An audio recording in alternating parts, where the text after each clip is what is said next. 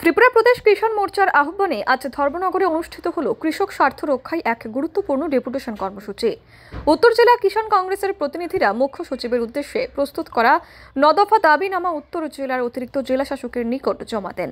দাবিগুলোর মধ্যে উল্লেখযোগ্য হল কৃষকদের রেগার মজুরি বৃদ্ধি, ভারত বাংলাদেশ সীমান্ত এলাকার গেট খোলা রাখার সময়সীমা বাড়ানো, সময়মতো মানসম্মত সার এবং বীজ সরবরাহ নিশ্চিত করা, সীমান্ত অঞ্চল স্থাপিত ফ্লাড লাইটের কারণে কৃষি জমির ক্ষতির তদন্ত এবং কৃষকদের উপযুক্ত ক্ষতিপূরণ প্রদান। কিষাণ কংগ্রেসের নেতৃত্ব অভিযোগ করেন, দীর্ঘদিন ধরেই সীমান্ত সহ রাজ্যের বিভিন্ন প্রান্তের কৃষকরা নানামুখী সমস্যায় জর্জরিত।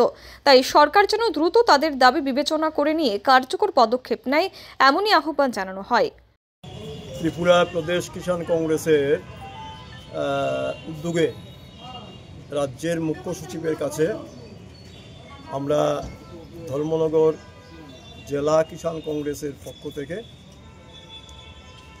ডিএমের বরাবরের মাধ্যমে আমরা ডেপুটেশন প্রদান করি। এই ডেপুটেশনটা মূলত কৃষকদের এবং রাজ্যের যারা কৃষকরা ক্ষতিগ্রস্ত হচ্ছে এই কৃষকদের জন্যে আমরা এই দাবিগুলো কিষাণ কংগ্রেসের পক্ষ থেকে রাখছি।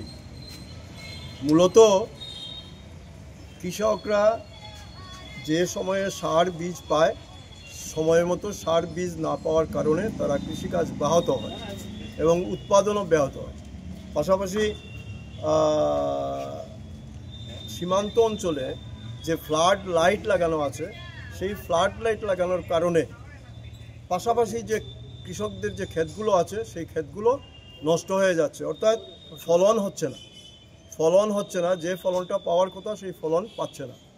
আমরা দাবি রাখছি যে সেগুলোকে তদন্ত করে সেই ক্ষতিগ্রস্ত কৃষকদের ক্ষতিপূরণ দেওয়া, পাশাপাশি রেগার কাজের যে মজুরি বর্তমানে 212 টাকা, সেই মজুরি দিয়ে আসলে একজন মজুর তার পরিবার পরিপালন করতে পারে না। তাই প্রতিশ্রুতি মতো যাতে কৃষকদের দৈনিক মজুরি বৃদ্ধি পায়, এগুলো আমাদের দাবি। 9 দফা দাবির ভিত্তিতেই মূলত কৃষকদের স্বার্থে, রাজ্যের কৃষকদের আরও সমৃদ্ধির স্বার্থে আমাদের আজকের এই deputation. Bureau report, PV north east.